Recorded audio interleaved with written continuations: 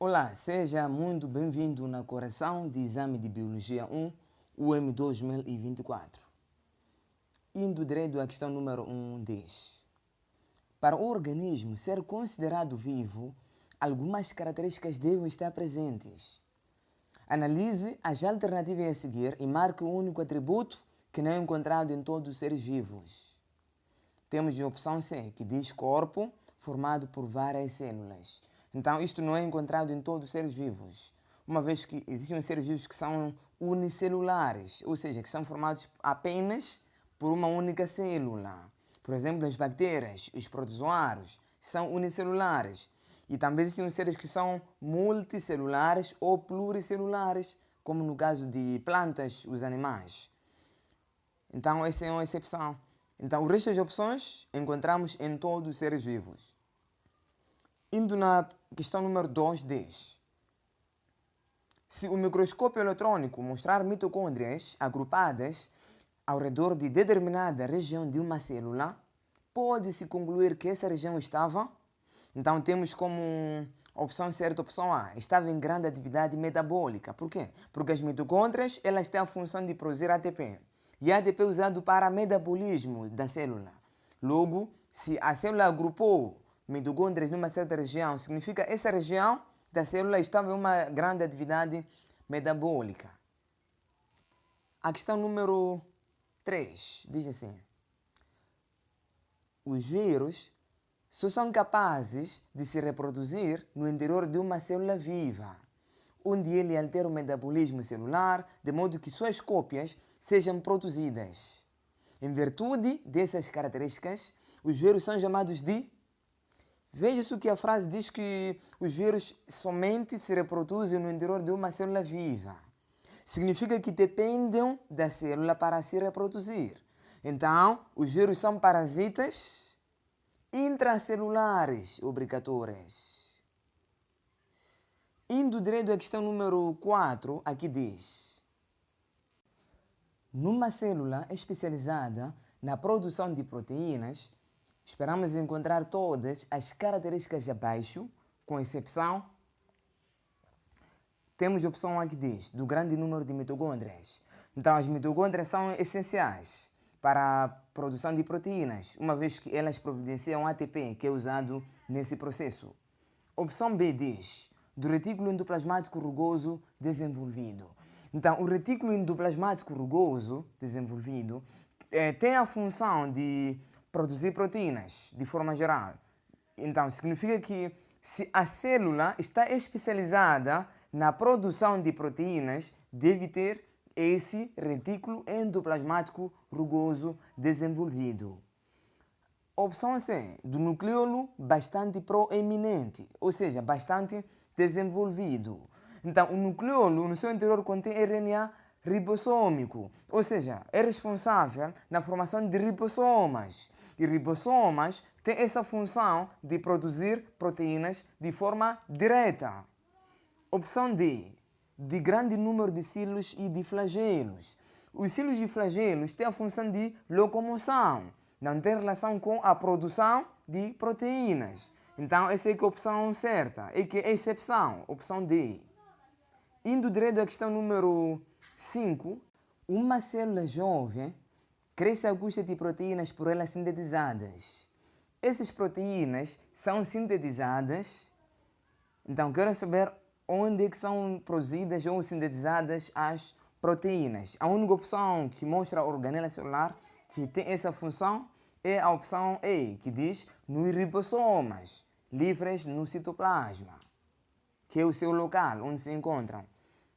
Indo direto à questão número 6, aqui diz: ao temperarmos uma salada de verduras com sal e vinagre, muito tempo antes de consumi-la, observamos um acúmulo de água que é libertada pelos vegetais. Esse fenômeno...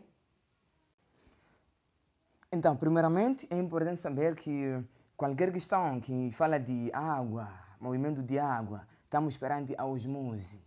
Como definição, osmose é movimento de água de um meio menos concentrado de soluto, que é chamado de meio hipotônico, para meio mais concentrado de soluto, que é chamado de meio hipertônico. Então, significa que o tempero, vinagre, sal, que foi colocado na salada, fez com que o meio extracelular, ou seja, fora da célula, seja hipertônico, em virtude do meio intracelular, no interior de vegetais, que foi meio hipotônico. Então, a água que estava contida no interior dos vegetais é libertada para fora da célula, que é hipertônico. Então, opção certa, opção A. Recebe o nome de osmose, porque é movimento de água, e ocorre porque o meio extracelular, fora da célula, fica hipertônica, fica mais considerado soluto, os temperos e tal, em relação ao meio intracelular, em que fica hipotônica. Indo na questão número 7. Assinale a alternativa em que constam apenas processos passivos de transporte através da membrana. Então, como tipos de transporte, podemos ter transportes que ocorram através da membrana e também transporte que ocorre por meio de vesículas. Então, o transporte que ocorre através da membrana, temos transporte passivo e transporte ativo. O transporte passivo não há gasto de ATP, enquanto que ativo é aquele que há gasto de ATP. Então, o transporte passivo, lá temos subtipos. Temos a osmose, a difusão, em que a difusão pode ser simples, pode ser difusão facilitada. Enquanto transporte ativo, encontramos como exemplo bomba sódio de potássio. E o transporte por meio de vesículas, em que já não envolve membrana celular, temos como exemplo, né, a fagocitose, pinocitose. Então, a questão aqui pede transportes, ou seja, processos passivos de transporte através da membrana. Então, como a questão fala de processos passivos, estamos esperando aí aqueles que não há gasto de ATP, que é a opção D, difusão facilitada e a osmose. A propriedade de captar vida na luz que as plantas apresentam se deve à capacidade de utilizar a energia luminosa para a síntese de alimento. O organelo 1, neste caso que tem essa função de captar a energia luminosa para a síntese de alimentos, esse organelo é cloroplastos. É onde ocorre esse processo que é chamado de fotossíntese, que contém um pigmento que é chamado de clorofila, capaz de captar a energia luminosa, que é posteriormente transformada em energia química. As indicações 1, 2 e 3 referem-se respectivamente. Temos a opção E, cloroplasto, fotossíntese e a clorofila. A questão número 9 diz: quando comemos em um restaurante, as saladas de alface que são servidas não contêm, em geral, sal ou nenhum tipo de condimento. As saladas são temperadas apenas na hora de comer. Esse procedimento evita que a salada murche rapidamente, pois quando adicionamos sal e outros condimentos à salada, então, essa questão também tem a ver com a osmose. O tempero, nesse caso sal e outros condimentos, tornam o meio extracelular hipertônica. Logo, a água no interior da célula sai para o exterior da célula. Sai do meio intracelular, que é hipotônico, que tem menos soluto, para meio extracelular, que é hipertônica, que tem mais soluto.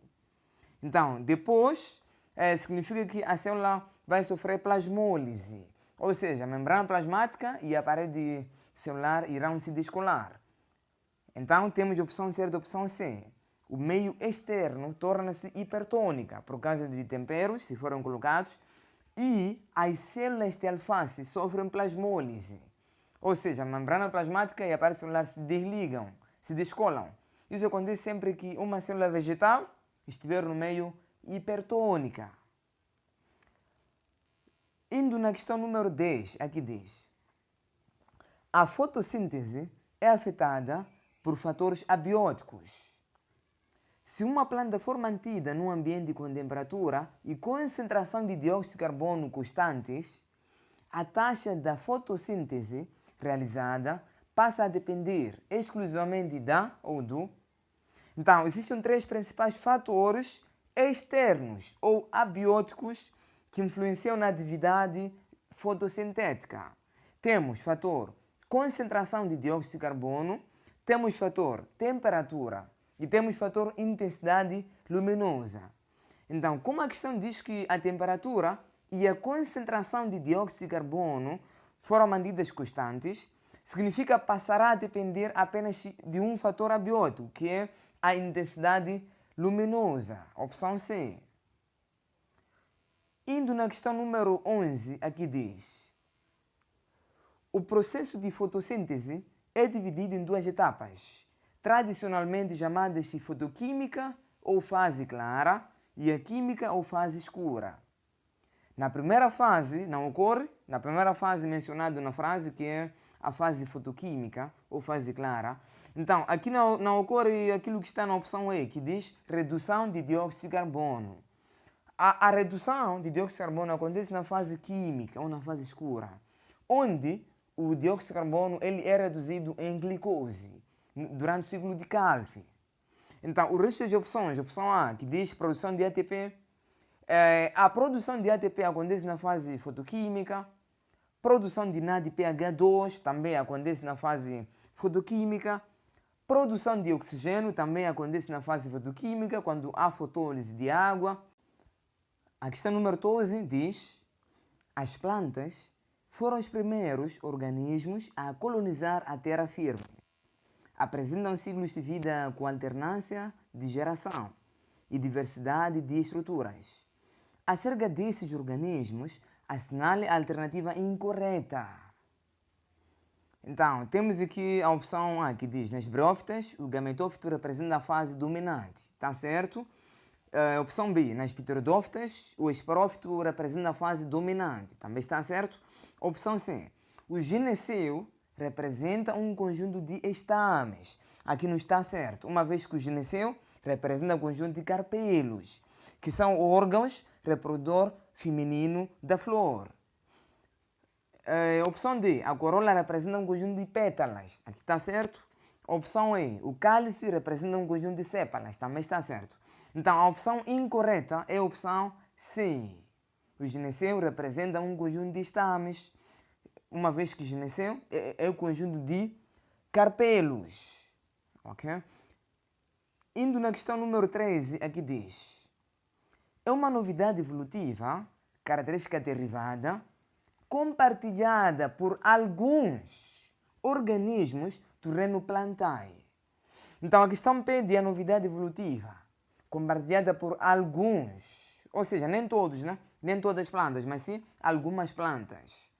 Então, algumas plantas, na evolução, nós temos como novidade os vasos, aí estamos a falar de pteridófitas, estamos a falar de gimnospermicas e as angiospermicas. Apresentam vasos, enquanto que briófitas não. Por isso que essa é uma novidade evolutiva de alguns. Temos também a opção C, que diz semente. Semente também é de alguns. Por exemplo, aí temos que tem semente. Estamos a falar de as gimnospermicas e as angiospermicas. Apresentam semente. Também é de alguns. Então, por a questão de dizer alguns, já temos um choque de duas opções, a opção B e a opção C. Mas se a questão não colocasse alguns, viesse assim, é uma novidade evolutiva compartilhada por organismos do reino plantae, aí seria embrião. Porque todos os organismos do reino plantae, todas as plantas, possuem embrião. Então, essa opção, número 13 não tem uma opção certa. A questão número 14 diz: os fungos são seres que, em alguns casos, morfologicamente se parecem com plantas, mas citologicamente e fisiologicamente são distantes delas. Sobre os fungos, é correto afirmar que os fungos eles têm parede celular, formado por quitina, que é a opção C. Temos aqui a questão número 15. Aqui diz: os musgos são plantas que vivem em ambientes úmidos e sombreados. Apresentam porte bem reduzido quando comparados com outros grupos de vegetais. Nos musgos, a água e os sais minerais chegam a todas as partes da planta Então, os músculos, primeiramente, é importante saber que fazem parte, é um exemplo de briófita, são briófitas. Então, as briófitas não apresentam vasos condutores. Agora, como é que eles fazem a condução de seiva bruta e seiva elaborada? Então, eles fazem a condução de seiva bruta e seiva elaborada porque o transporte é feito de forma passiva de célula para célula. Logo, opção certa, opção A. E na questão número 16, aqui diz: na história evolutiva, aceite, pela maioria dos zoólogos, o primeiro grupo de animais a apresentar simetria bilateral acompanhada de processo de cefalização é o dos, então temos aqui como opção certa a opção D, os platelmintes. Então, os platelmintes são o primeiro grupo de animais que tem simetria bilateral, ou seja, é possível fazer divisão em duas partes iguais. E também é o primeiro grupo que é acompanhado de processo de cefalização. A questão número 17 diz: os tecidos conhecidos como permanentes são aqueles em que as células estão diferenciadas e especializadas. De uma maneira geral, esses tecidos podem ser classificados de acordo com a função que desempenham na planta em tecidos de revestimento, de condução, secretores e sistema fundamental. Entre os tecidos a seguir, marque o único que não é um tecido permanente. Então, temos como opção D, câmbio. O câmbio não é tecido permanente. O câmbio, assim como o felogênio, são tecidos meristemáticos. Enquanto que o epiderme, xilema, floema, esclerênquima, assim como o colênquima, são tecidos permanentes ou tecidos definitivos. Então, número 17 é a opção D, câmbio. Número 18, a questão foi anulada, infelizmente, devido à invisibilidade da imagem, das setas, né, por onde apontam. Temos aqui a questão número 19. Aqui diz: após a retirada de um anel completo da casca de um tronco, anel de Malpighi, analise. Para perceber, trago aqui uma imagem que ilustra este acontecimento. Temos aqui a planta que já foi removida o anel da casca, em que esse anel de casca chama-se anel de Malpighi. A remoção do anel da casca implica a remoção também dos vasos floemáticos. Vasos floemáticos conduzem a seiva elaborada, açúcar, né? Em que é produzida a nível das folhas no processo de fotossíntese e é conduzida para a parte de baixo, nesse caso as raízes. Então, quando é removida esse anel de casca, remove-se assim, nessa região, os vasos floemáticos. Isso irá interromper a condução da seiva elaborada de cima para baixo. Então, nesse caso, haverá morte das raízes e, consequentemente, da planta toda. E a parte de cima de anel haverá acúmulo de seiva elaborada, uma vez que não irá atingir a parte inferior da planta. Então, voltando aqui às afirmativas, temos aqui a afirmação número 1, diz que a exceção da seiva elaborada não será prejudicada. Falso. Uma vez que a parte do anel também já foi retirada os vasos floemáticos que conduzem a seiva elaborada. Ponto 2. Ocorre acúmulo da seiva elaborada e formação de um tecido local. Verdade. É o que a imagem mostrou. Acima do anel acumula-se seiva elaborada, uma vez que não irá atingir a parte inferior da planta. 3. Ocorre acúmulo de seiva bruta e formação de um tecido local. Falso, uma vez que os vasos xilemáticos que conduzem seiva bruta não serão afetadas.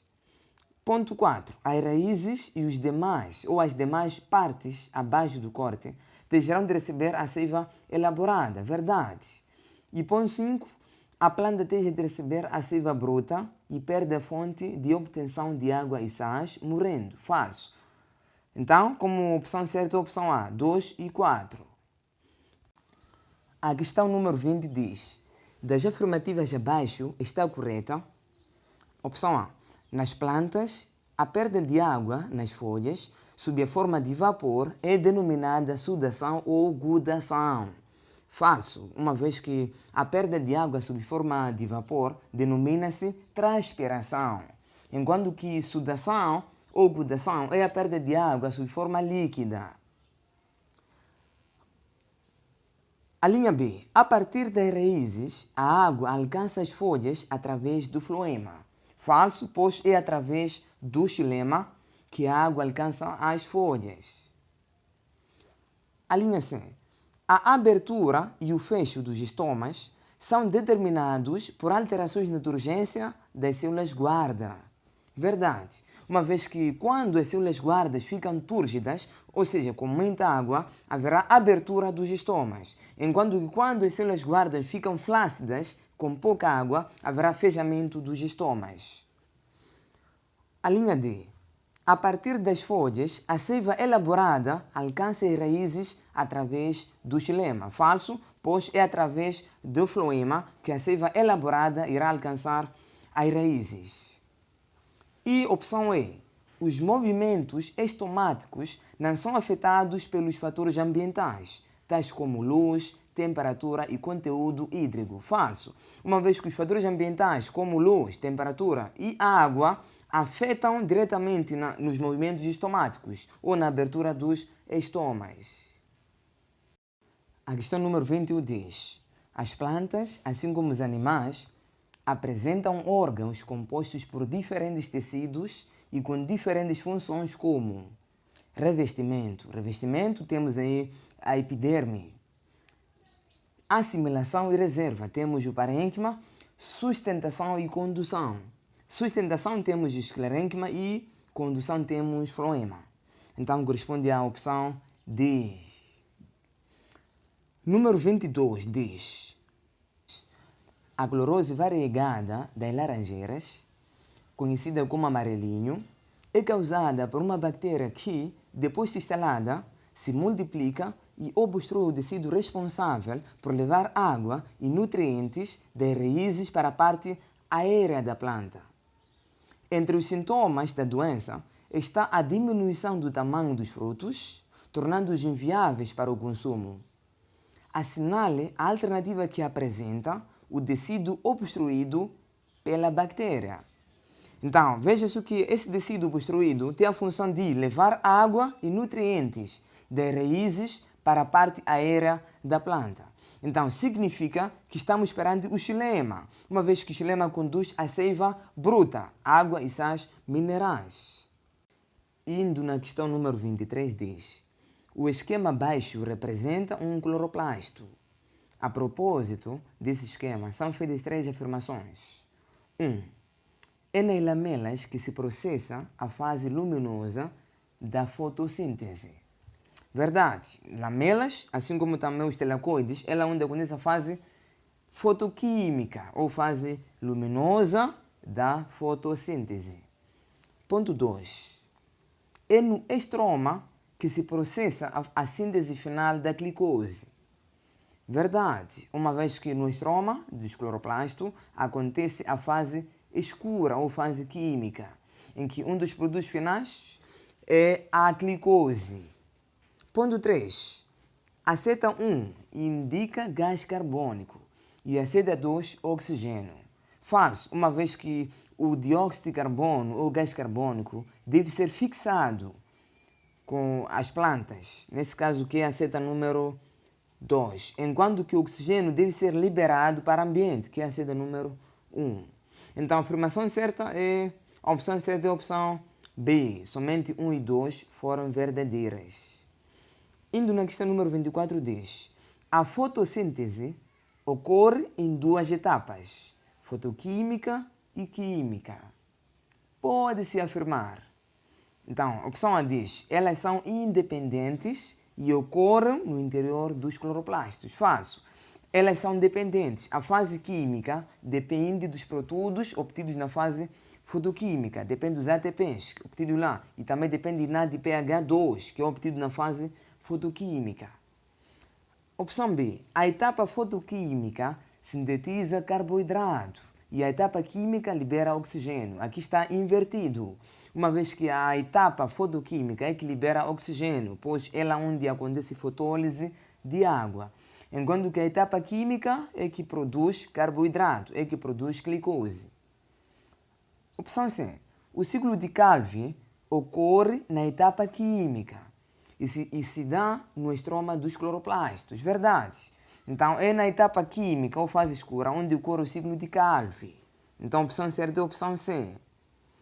Opção D. Na etapa química ocorre a fotólise de água. Até aqui está errado, né? Uma vez que a fotólise de água ocorre na etapa fotoquímica. Opção E. Na etapa fotoquímica ocorre a fotofosforilação e a fixação do carbono. Falso, né? Aqui não acontece a fixação do carbono. Somente aí podemos dizer que ocorre a fotofosforilação, mas não a fixação de carbono. Indo para a questão número 5, ou seja, 25 diz. A figura abaixo esquematiza as etapas que ocorrem durante todo o processo fotossintético.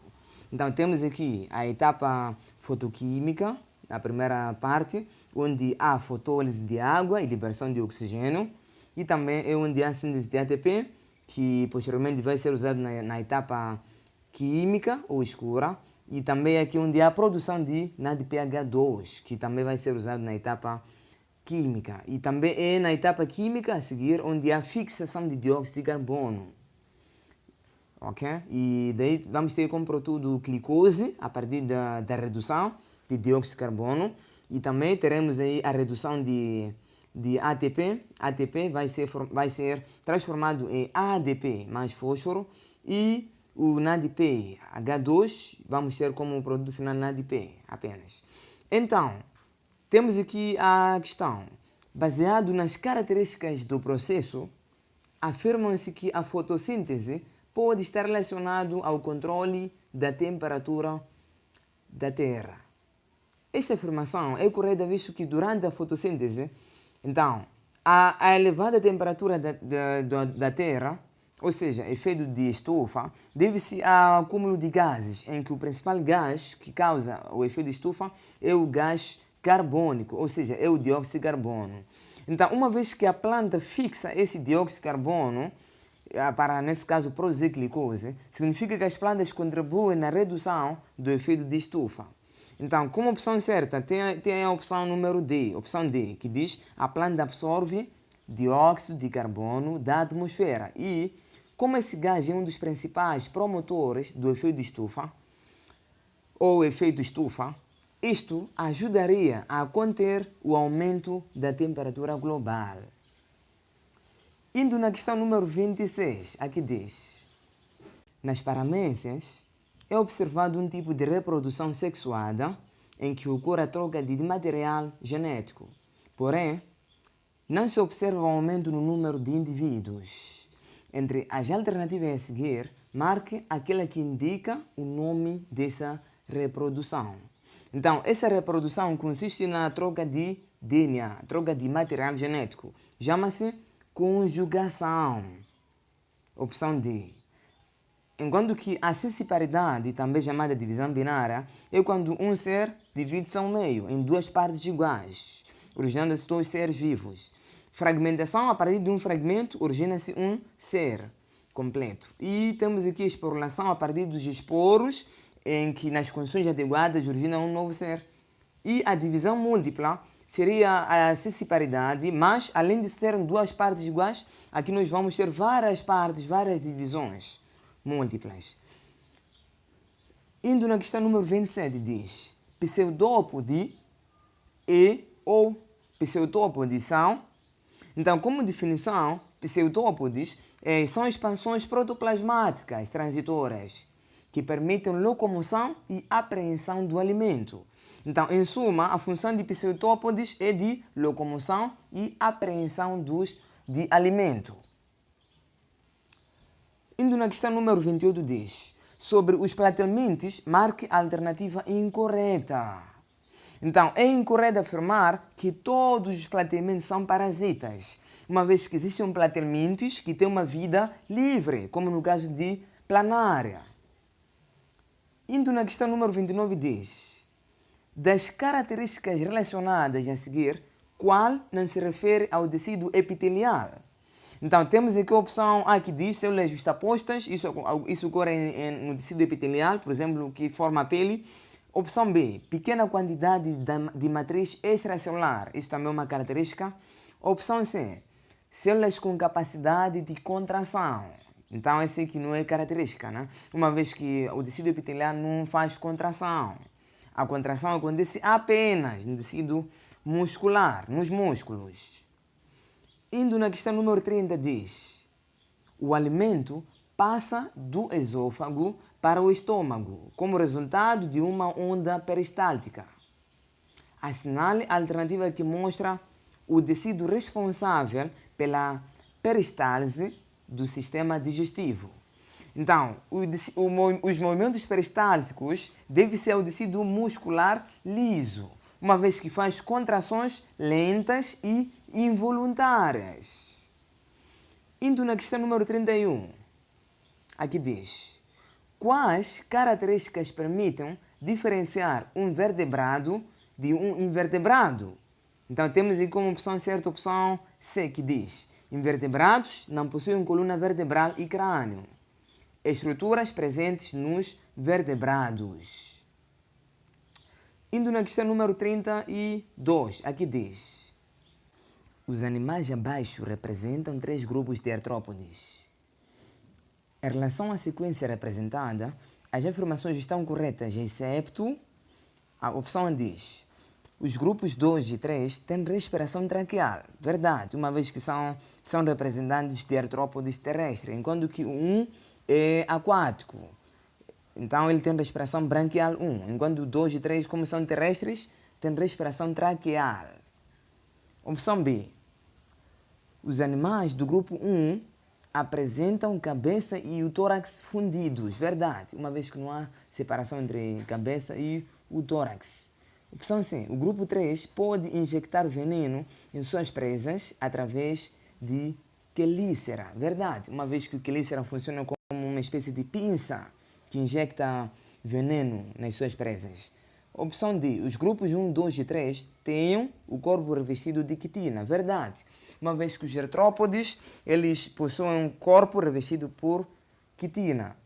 E opção E: o grupo 2 não tem sistema circulatório aberto ou lacunar. Falso, uma vez que os insectos eles têm sistema circulatório aberto ou lacunar, em que o líquido circulante é a linfa. Indo à questão número 33, aqui diz: o piolho é um inseto que pode alojar-se no couro cabeludo, alimentar-se de sangue e provocar prurido ou coceira intensa. A relação estabelecida entre o piolho e o ser humano é denominada de... Então, uma vez que o piolho ter a vantagem sobre o ser humano, aproveita-se de nutrientes do ser humano, estamos perante parasitismo. Opção A diz mutualismo. Mutualismo, as duas espécies se beneficiam. Nenhuma espécie prejudica a outra. Opção B, predação. Predação é quando uma espécie vai funcionar como predador. Nesse caso, vai matar a outra espécie diferente para poder se alimentar. Canibalismo. São espécies iguais, em que um deles irá matar o outro para poder se alimentar. Temos aqui amensalismo. Aqui temos um organismo em que irá inibir o desenvolvimento do outro organismo. Então ficamos com a opção D, parasitismo. A questão número 34 diz: nos vertebrados, qual dos sistemas indicados abaixo tem origem no cordão nervoso dorsal oco? Então temos aqui o sistema nervoso central, que é originado por cordão nervoso dorsal oco, uma vez que aqui encontramos o encéfalo e a medula espinhal. Opção C, sistema nervoso central. Indo na questão número 35 diz: o sistema digestivo humano é composto de um longo tubo e glândulas associadas que secretam substâncias responsáveis pela digestão química dos alimentos. Sobre a digestão humana, é correto afirmar: opção A, na boca ocorre digestão mecânica pela ação de pitialina presente na saliva. Falso, uma vez que a digestão mecânica é aquela que não envolve a ação das enzimas. Opção B. Na parede do estômago, as glândulas estomacais secretam pepsinogênio, enzima responsável pela digestão de proteínas. Falso, uma vez que pepsinogênio é uma enzima inativa. Na presença de ácido clorídrico, será ativada em pepsina. E esta pepsina é que faz a digestão de proteínas. Temos aqui a opção C. A digestão do quimo ocorre predominantemente no duodeno, sob a ação das enzimas contidas no suco gástrico. Falso, né? Uma vez que o suco gástrico estamos perante o estômago e o duodeno estamos perante o intestino delgado. Então são diferentes regiões. Temos aqui a opção D. A secreção produzida pelo fígado contém diversas substâncias digestivas e é responsável pela neutralização do quimo no duodeno. Falso, uma vez que as secreções que são produzidas pelo fígado, elas não contêm substâncias digestivas. Apenas lá encontramos a secreção que é o bilis, né? Enquanto que a secreção que contém substâncias digestivas, que neutraliza quimo no duodeno, é produzida ao nível do pâncreas, caso faz parte do suco pancreático. E a opção E, que é a opção certa, diz assim: uma secreção que atua no duodeno é a bile, produzida pelo fígado e armazenada na vesícula biliar. Aqui está certo. A questão número 36. O sistema endócrino é formado por diferentes glândulas endócrinas. Marque a alternativa que indica corretamente uma característica compartilhada por todas as glândulas endócrinas. Então, todas as glândulas endócrinas, elas produzem hormonas. Isso corresponde à opção D. Indo à questão número 37, diz: sabemos que o tecido muscular é classificado em 3 tipos. Tecido muscular estriado cardíaco, tecido muscular estriado esquelético e tecido muscular não estriado ou liso. Conforme a informação acima, a alternativa que indica o tipo de músculo relacionado com a nossa locomoção é... Então, o músculo que está relacionado com a nossa locomoção é o músculo que está no tecido muscular estriado esquelético, que é a opção B, uma vez que faz movimentos voluntários. A questão número 38 diz: imagine que realizou um exame de sangue e você percebeu que houve uma grande queda no número de eritrócitos ou glóbulos vermelhos. Essa queda nos níveis normais desse elemento figurado do sangue pode levar a um quadro de anemia. Então, a diminuição do número de eritrócitos abaixo do normal é indicador da anemia. A questão número 39 diz: o tecido sanguíneo é um tipo de tecido conjuntivo. Então, o tecido sanguíneo faz parte do tecido conjuntivo. E a última questão, a questão número 40, diz: assinale a alternativa correta sobre o sistema circulatório dos cordados. Opção A: o coração dos répteis apresenta 4 cavidades. Falso, né? O coração de répteis tem 3 cavidades. Opção B: o coração dos anfíbios apresenta 2 cavidades. Falso, também apresenta 3 cavidades. C: o coração dos peixes apresenta 2 cavidades. Verdade, em que a circulação é fechada e o sangue que circula pelo interior do coração é estritamente venoso. Então a opção C é a opção certa. Opção D: o coração das aves apresenta 3 cavidades. Falso, são 4 cavidades. Opção E: o coração dos mamíferos apresenta 2 cavidades. Falso, também são 4 cavidades.